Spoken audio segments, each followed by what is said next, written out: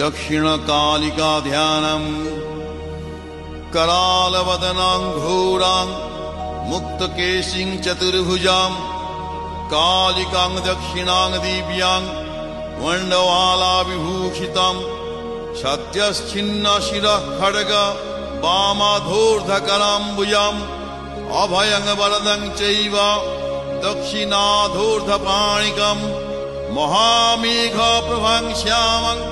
तथा चैव दिगम्बरीं कण्ठावसक्तमण्डाली गलद्रुधिरचर्चितां कर्णावतं शतनीता शवयुग्मभयानकां घोरदंष्ट्रं कलालस्यां पीनोन्नतपयोधरं शवानङ्करसङ्घातै कृतकाञ्चिं हसनमुखीं सृक्कद्वयगलद्रक्तधारा विस्फुरिताननां